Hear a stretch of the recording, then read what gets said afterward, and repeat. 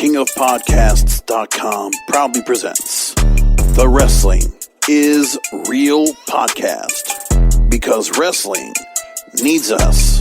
Brought to you by KingofAmazon.com. KOP is all about Amazon, and so should you. Go to King of Podcasts special link at KingofAmazon.com.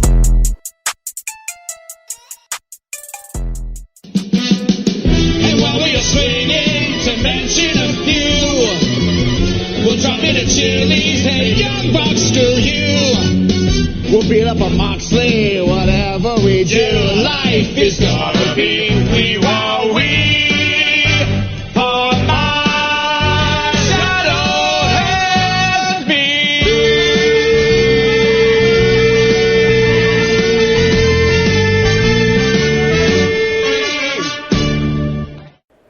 Savor that.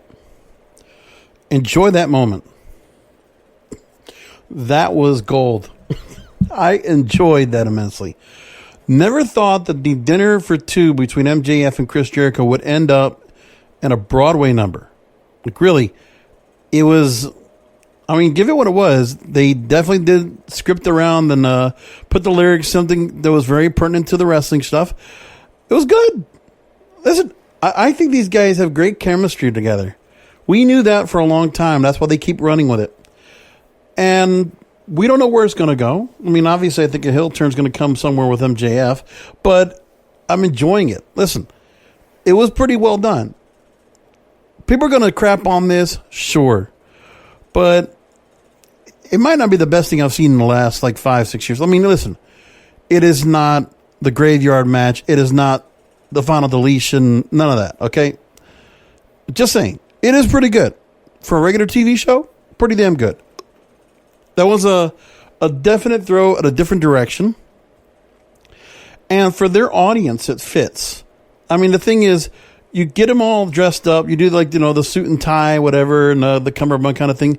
It is something like a Family Guy, almost like a Family Guy skit with Stewie and Brian, right? It's the same kind of idea. So it's kind of a throw to that. But it was definitely catered to the audience. It was good. I liked it. That's how I wanted to start the show off with it this week as we begin the Wrestling is Real podcast. Thanks for being here. Not a big show tonight, only because we only got just a few things to bring up when it comes to really some previews and predictions coming up for two shows coming up this weekend. Saturday night, Impact Wrestling's Bound for Glory. And we also have Hell in a Cell coming up on Sunday. So we'll talk about those. And I will be doing post shows for both of those this weekend. So make sure to go and check out for that. And other than that, I hope you will go ahead and continue to find the show as you always do. Of course, the website, wrestlingisreal.com. That is where you find the show's home. All the episodes are there for you to find as you'd like. I appreciate some of you that decided to go ahead and help out during Amazon Prime Day and click through to KingofAmazon.com and check it out for yourself. So, it was nice. I did see some people actually jump through a little more than usual. I mean, again, the Amazon thing, I'm probably going to drop that pretty soon. I'll find something else to do out there. But no matter what, I'm not worried too much about King of Amazon so much trying to go and monetize with it, because what has been helping a lot is there, you'll notice there's the advertisements that come on during the show throughout. And I just wanted to give you the mindset that, listen, I know there's a couple of commercials in there, but they do pay off the show. So I do that. And I really don't ask for much else. And like I said, aside from a sponsorship, I'm not going to put anything else in there. But I'm trying to do my best to make sure to, how I would want it. Stretch it out. So you'll hear him twice an hour, only about one an hour or one every 20 minutes or so in a 60-minute show, right? And that's what I try to do. Make it as easy as that for all of you, because I think a lot of you you're acceptive of that. Acceptant, which I really appreciate, because the money I can go and get into putting into this show really does help out with the cost and other things I want to do here. And I do want to go and try to do something later on in the year, depending on, because again, the feedback I get, it's here and there. It's, what it is. If you want to give feedback, you can. My Twitter handle is at King of Podcasts, Facebook.com/Wrestling is Real. Or I do have Facebook.com/King of Podcasts, but I do my other stuff over there. Nothing wrestling related there. I just keep the wrestling stuff to the Wrestling is Real Facebook page. whatever I decide to go and comment on the King of Podcast Twitter page. And, of course, where you find the program, WrestlingIsReal.com. And also remember that my YouTube page, I appreciate some of you deciding to go ahead and subscribe to the show as you do, because I also have it right there available for all of you.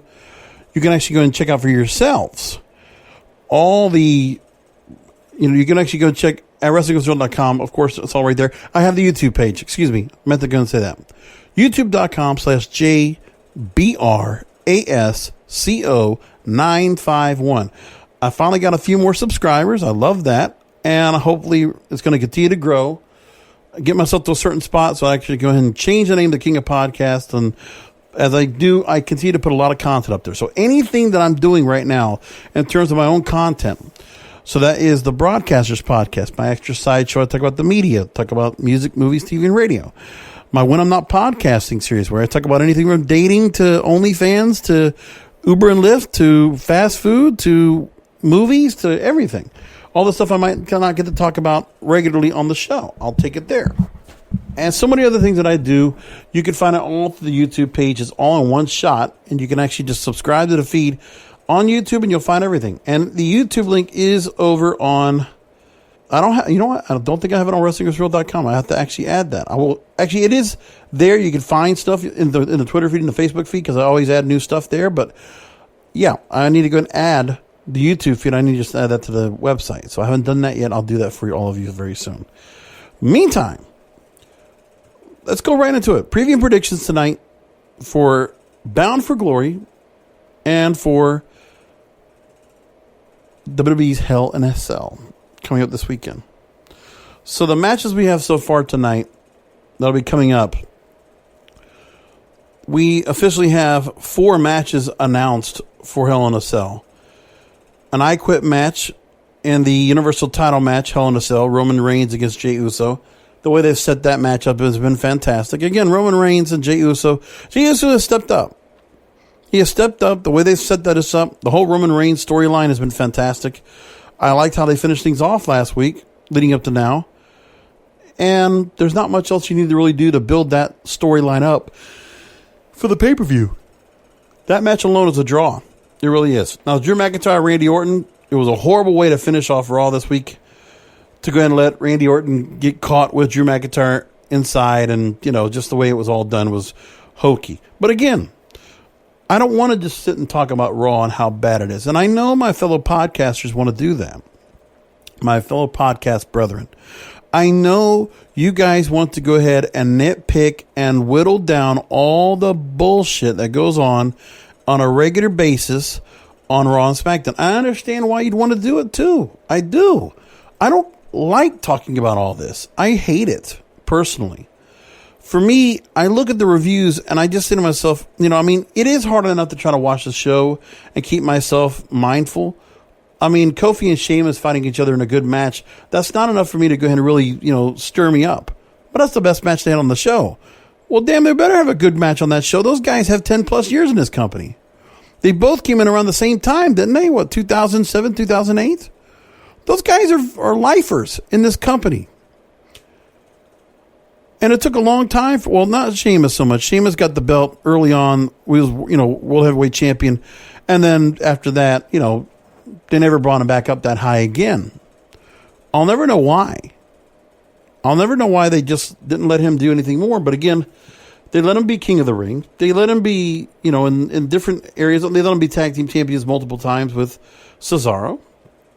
Other than that, Sheamus is just a good hand, but there's nothing much more to him. And, I guess just people just don't take to the character that well for whatever reason. I always liked the Sheamus character from the start, but again, if it's the same thing over and over and there's not really any evolution to that character, well, that's the problem. But again, that's what WWE does. Like, it is the token, Celtic warrior, Ireland, right? They need to have somebody that for the UK that caters to the UK. So that audience has somebody that is, again, for World Wrestling Entertainment, they need to have worldwide stars. So all the Asian stars, from Shinsuke Nakamura to Asuka to, whatever. I'm just saying it's the same thing there. To having Australian stars, to having stars from, that's what they want to do. Having stars from India. which they don't have so many anymore, but, Saudi Arabia. They want to have their markets and they want to have their stars, and it really doesn't matter where they go with things. There's only a few people that really matter on how they're being booked. In a way, Drew McIntyre is being booked strong, and there are important things they're trying to do with him, but it's still not a good job at all, the way they book him. The same thing with, say how they might book with the Hurt Business, having a group like Retribution being buried to the ground. A lot of that kind of stuff. When you look at everything now, the continuous burial of Retribution on behalf of the Hurt Business, then you had AJ Styles now coming out with Jordan Omogbehin, and, he was one of the ninjas. He was a bouncer on Raw Underground. The guy's just been thrown around at different spots. He's the Matt Morgan of WWE. And that's what he is. He's Matt Morgan, the enforcer. Now, will it work for AJ Styles in this role? I don't know. But then with AJ Styles, they feel like they need to have somebody accompanying him. He can't be there by himself. So they didn't want Joseph Park. They want to have somebody else to build off of with AJ Styles. Well, listen, if it works for AJ Styles, if he can help build a star like Jordan and make something out of him. But again, at the same note, Matt Riddle's destroyed. Matt Riddle and Keith Lee both destroyed on Raw. 2 NXT stars that were big and huge over, just buried. It's what they do with all these NXT stars. For Vince McMahon, every time he goes out there and he just has some new people to play with, if they do not fit a narrative, even like an old school narrative, if they can't remind him of somebody, well, damn it, that looks, it's like, that's what it is. I mean, think about it. There's just certain people that, I don't like this guy. He's too fat. He's not tall enough. He's not big enough. He's not jacked enough. He's not chiseled enough. I always ask myself, why did Matt Riddle come into WWE in the first place? I mean, it's not that he's not talented. I just think put him somewhere else, he would do really well. And not be stuck with a one-dimensional bro gimmick with the flip-flops. It's one-dimensional. And I always said, every person that comes out of NXT that comes up to that main roster, you got to ask yourself, who's going to stand out from that? Because here's the thing. If you're looking who's standing out from the roster now, look at who's already guaranteed with matches coming up. Elias is the most newest name we have. Otherwise, Roman Reigns has been around for a number of years. Jey Uso has been around for a long time. Drew McIntyre, Randy Orton, decades of experience in the company. Bayley and Sasha Banks have been the initial start of the women's revolution. And Jeff Hardy's been around up, back and forth forever. And Elias has been around for a few years. But again, he's been a lifer more or less in the developmental. Took him a long time to get up here. And is it going to matter about Elias being built up as a bigger star against Jeff Hardy? That guy's been built up and down over and over as well. What does that matter? Just saying. So you look at those matches. Again, they've done some things to help build them up. But again, you're looking at 2 of the matches they have here. They've been built strong on a result of a solid SmackDown show. SmackDown's the A show. So Roman Reigns, Jey Uso booked fantastic. Bayley and Sasha Banks booked very well. Which is how it is. Even with a contract segment, same thing goes. But again, Sasha Banks is on another level right now and doesn't need a belt. And there's just something about her. There's just an appeal to her, and that's why she's on the SmackDown side. There is something about the upside of everybody on SmackDown. On Raw, it's Land of Misfits. Land of Misfits. And NXT stars they can't find anything to do with.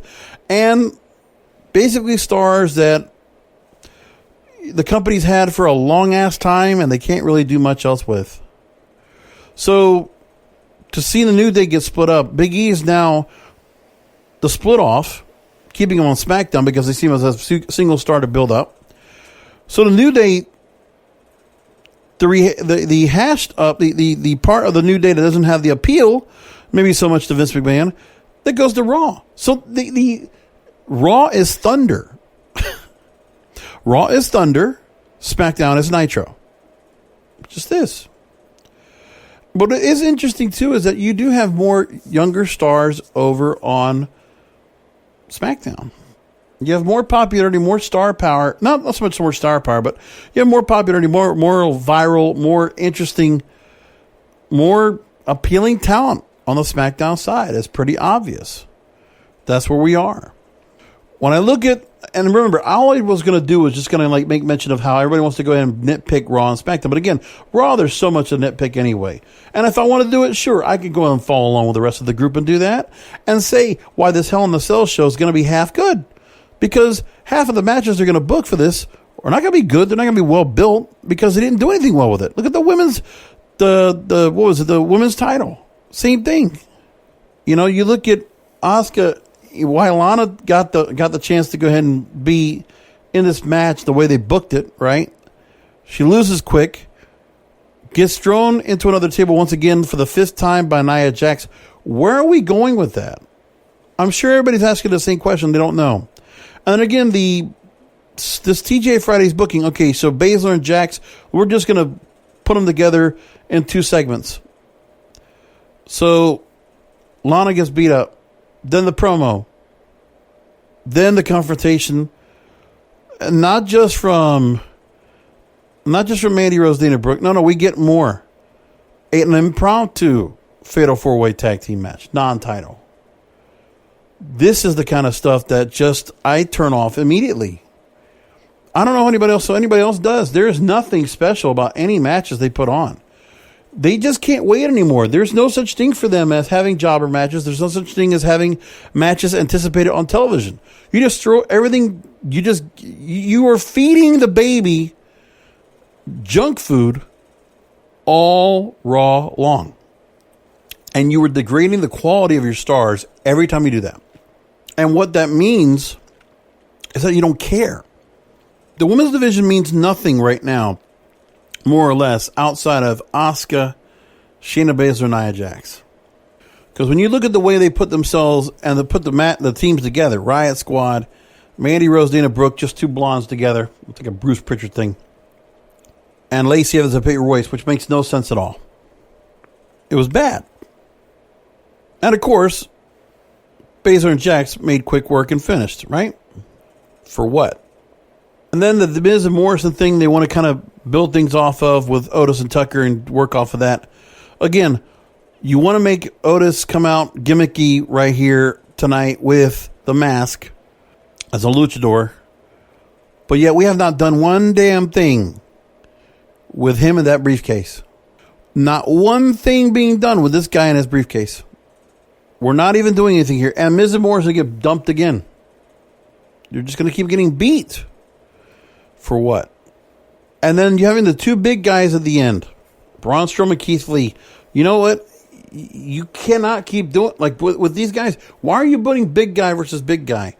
This is a Bruce Pritchard thing, I feel like, as well. Big guy versus big guy. Who thought this was a good idea? What are we going to do? We're going to do the break the ring once again? We can only do that once in a while. This super heavyweight thing right here doesn't do anything for me. And big boot by Strowman was it. Oh, so Strowman's now Hulk Hogan. And yeah, sure, Lee got his heat back, but again, it doesn't matter. Keith Lee means nothing now. He doesn't mean a thing. They've ruined him, pretty much. They've buried him and they've ruined him. Like they always do. This is what this company does. So that's what you get for Monday night. Again, nothing creative, nothing original, nothing magical. It's create a wrestler. You can put whichever wrestler out there you want. There's nobody that stands out more than anybody else. Nothing. I mean, nevertheless, Drew McIntyre continues to be booked well. Hurt Business is booked as a strong faction. What else? You might have brought in new talent, new blood. You got AJ Styles, Jeff Hardy, some good hands that are going to work some matches every week. It's not enough to keep building up that whole rating and everything else that's going on. They're not going to get that. 1.8 million. You're barely hitting the needle any better than you are right now. But when the freshness goes away, which will be really quick, Raw will get back to lower ratings again. They're not figuring out what to do here. And I think they just don't feel like they can do anything unless there's a live crowd. And they're not ready to have a live crowd until next year. That's how they feel. So all the resources, all the effort, all the real good ideas go to SmackDown. Period. I'm not kidding when I can tell you that this feels no more than Sunday Night Heat. Raw feels like Sunday Night Heat. Raw feels like WCW Saturday Night in the 2000s. Or it feels like Thunder at the end of its run. That's where we are. It's so bad. It's awful. But here we are. And it's not getting any better. I mean, if there was something else that I wanted to watch, I'll tell you, I'm surprised. If there was a cable show that wanted to put something on, I'd be surprised they didn't want to put anything on Monday nights. I know it would be crazy to do it, but if AEW wanted to occupy Monday night, that would be a dumb idea. But I think feasibly, I think people would want to go ahead and watch. Here's the thing. There's something to be said about head-to-head between NXT. But if you put AEW over and put Dynamite up against Raw on a night where people are watching on Monday nights, you know, if the head-to-head were going to be done that way, I will say this. The new show AEW puts on, they should put it on Monday nights. I mean, why not? It's only going to be like an hour show. It's not going to take over the whole slot. But I would say AEW, please, put your second show, put it on Monday nights. Why not? I think people want to have something better on Monday nights. Monday night is wrestling night, so let's put something else better. I don't know what, but Raw's not doing it. And I think they're not going to do any better until the crowd comes back. And then also, when the crowd comes back, they're going to be surly as hell. They're going to be pissed. And I think once they get coming back, it's going to be pretty bad. Like, I don't know when we're going to get those crowds back, but Raw is sorely needing that. I think if they did have crowds back for these kind of shows, it would be a little bit better. But it's not. And the way they purpose Big E and the audience on, you know, topless, you know, he's just like just kind of watching relaxed at home. You know, it felt kind of weird to watch him on the screen watching the New Day wrestling in the match, or at least watching Kofi in the match. Just felt really weird. Felt real weird. But anyway, as for the matches, Drew McIntyre, Randy Orton, again, just not much for that. I already talked about Bayley and Sasha Banks. So as for the matches themselves, Roman Reigns will beat Jey Uso. Drew McIntyre will beat Randy Orton. Sasha Banks, I think, will beat Bayley in Hell in a Cell. And I'm guessing Elias is going to beat Jeff Hardy, and that's going to suck. Anyways. Okay, so I didn't get a chance to watch Bound for Glory and the go-home show for it on Tuesday night. Just didn't have time for it. But they got a hell of a lineup coming up. Bound for Glory, you're going to have Eric Young versus Rich Swann. I did talk about some of these matches last week. And for me, Eric Young has been booked solid as the comeback here. He's just a complete psychopath. Last week they did the part where Rich Swann, you know, obviously already 2 weeks ago asked for the match. A few weeks ago, rather. I think it was 3 weeks ago. And they've been building up, having things going on with the match leading up to it. And Eric Young attacked Rich Swann in the gym. And continuous attacks is what we're going to build off of. So Rich Swann, that, you know, underdog story, they're going to play really high off of here. And I want to see what they can do with him. I still think Eric Young wins. A very good match, it looks like, for the tag team titles. Motor City Machine Guns will defend against Ace Austin, Madman, Fulton, Good Brothers, and the North.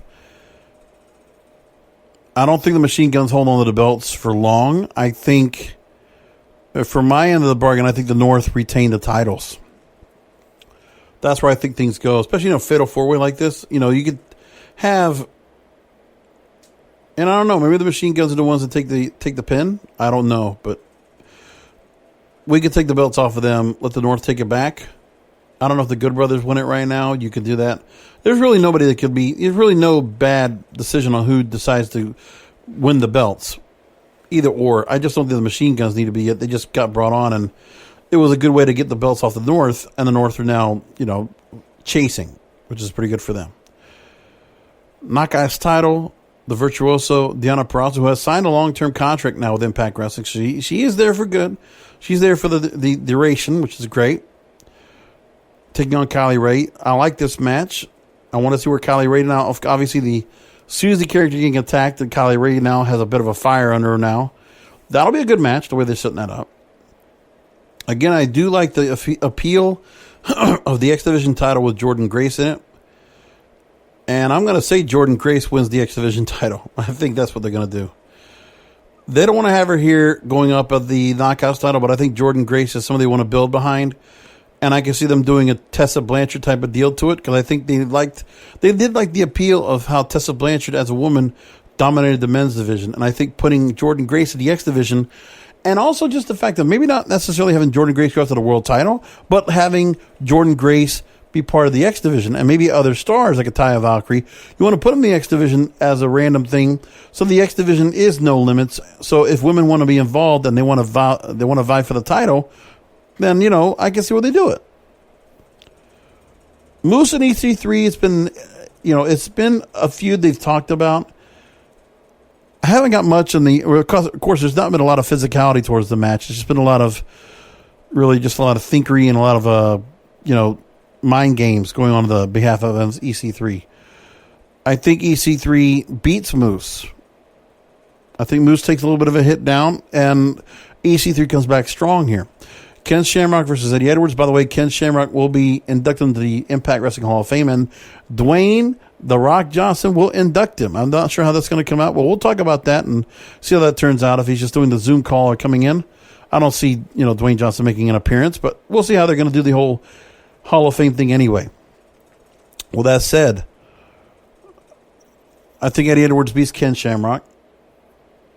It just kind of built that together. After Eddie Edwards was a title holder, they're just putting him into a strong feud with Ken Shamrock. Why not? It is kind of weird. We'll just, you'll see certain title holders move on to some very interesting feuds afterward. It's always interesting how they just kind of go away from the title picture altogether. But here we are. Call your shot gauntlet. It'll be Heath, Rhino, Hernandez, Acey, Romero, Larry D, Tenille, Dashwood, Taya Valkyrie, Brian Myers, Tommy Dreamer, and Havok. So again, I believe a winner. I don't know what they get if they win. That's what I do not know. So it'll be whoever scores the victory will earn a future title opportunity of their choosing. That's what we got. Okay. And first and last entries have been announced for this. So Hernandez will be the number 20 entry. He'll be the last person coming into the ring for that match. And Rhino, because of a match they had, who would actually enter first or enter last, Rhino will enter first. And that's what we got there.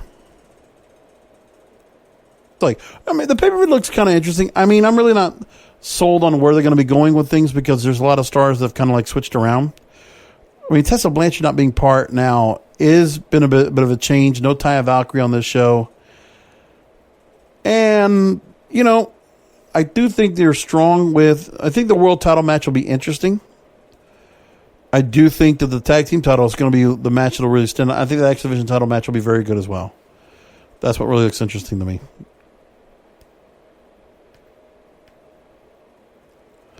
So we talked about Chris Jericho and MJF on the top. A couple of things I want to bring up that also happened. Let's go ahead and start off with the WWE and the issue they're having, where there have been talks of COVID-19 cases. Now, one of the things I want to talk about as well, NPR actually just did a story out this week discussing the COVID cases and some real interesting stuff being talked about. So let me go ahead and take a story from NPR, okay? Studies are pointing to the big drop in COVID-19 death rate. So for those that want to go and find out, there are 2 new peer-reviewed studies showing a sharp drop in mortality among hospitalized COVID-19 patients.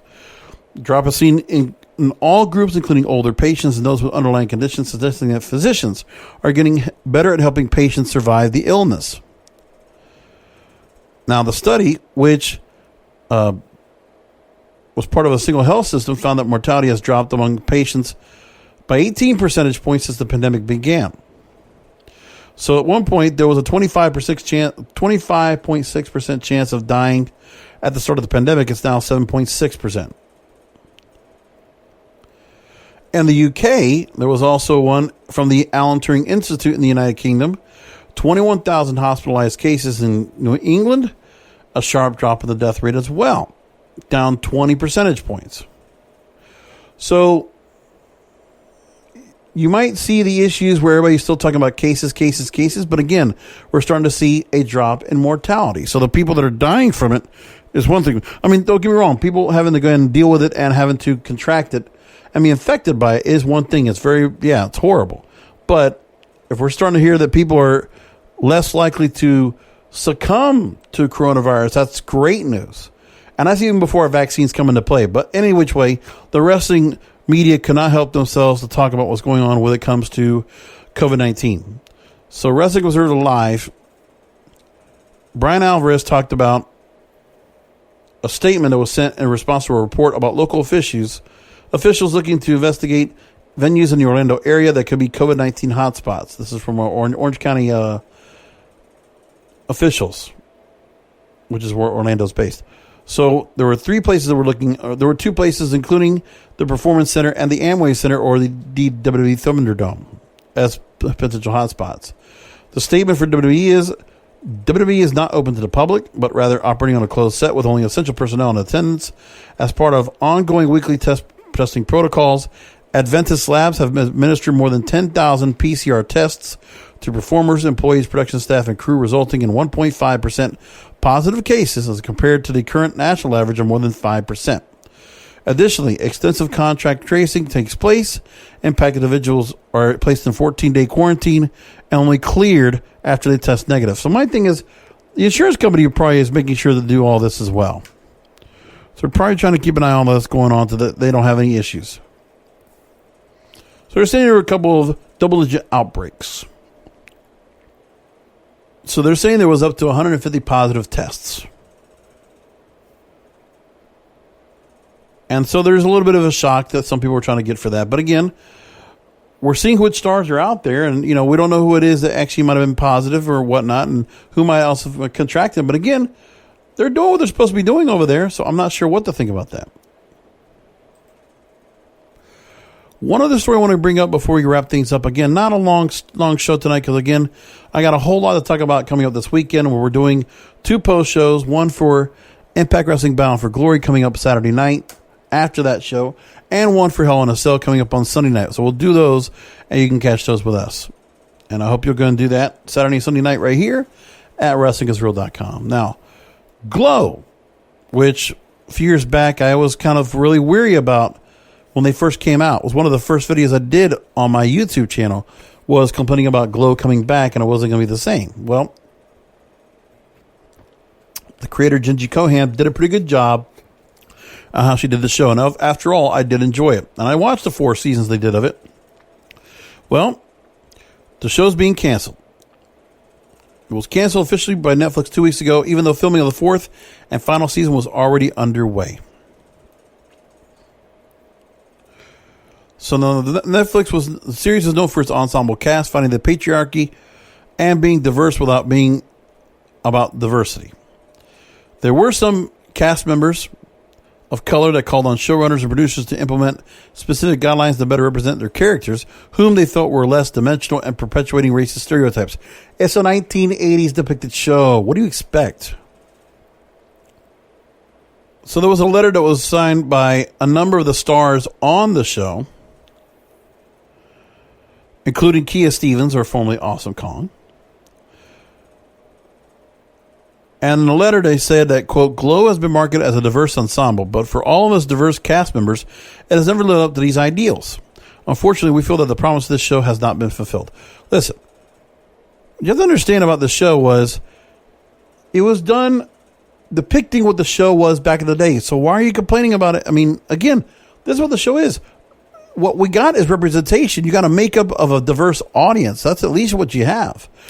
If you want to do something current and now, then that's one thing. But we're doing a show that's based in the 1980s. It had a 1980s feel. And there were the racist stereotypes and also the generalizations of stereotypes that were going on, which they kind of pointed out a little bit. But again, you just can't reverse time. You just can't go ahead and do revisionist history on Glow. That's not what it was. And it's not going to be political either. We're trying to be socially conscious. But everybody was worried about that. And I'm just saying to myself, whatever. What are you going to do? But either which way, the show didn't make it to season 4. Oh, it did 3 shows. It was going to go to, I think They was going to go to Los Angeles. It was going to go right next, wasn't it? So production on these shows last season resumed in February. Cast and crew were able to complete only one episode before stay-at-home orders went into effect in LA County. Glow was filmed entirely in LA. So the decision was made to not do a fourth season due to COVID, making shooting this physically intimate show with its large ensemble cast especially challenging. While the writers' room was not running at the time, plans were in place to address the concerns that were brought up by the stars, and those prompted final changes to the final season, which did not affect the decision to cancel the show, but came to an end due to safety and financial concerns due to the pandemic. There have been some ideas to have Glow finish the story in a movie that does not address the safety concerns of shooting a large ensemble cast safely during the pandemic. I actually like the movie idea. It would be nice to kind of finish up like that. But again, that's what they're going to do. That's what they chose to do. It's too bad. That's all I got. Gonna keep it kind of short because again, we're doing 2 post shows coming up this weekend. We'll talk all about that here.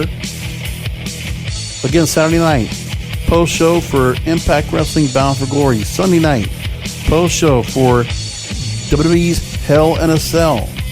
And then don't forget the following week, we will be doing a post show. We'll do Go Home show for Full Gear for AEW, and then we'll have a post show for Full Gear coming up the following week. So we got a lot of content coming up here. Stay tuned to the Wrestling is Real podcast because wrestling needs us. Thank you for listening to the Wrestling is Real podcast. Brought to you by KingofAmazon.com. Follow the King of Podcasts on Twitter, Instagram, TikTok, and on Facebook at Wrestling is Real. Subscribe to the Wrestling is Real podcast through all major podcast platforms, including Apple Podcasts, Google Podcasts, Stitcher, Spotify, Spreaker, and iHeartRadio.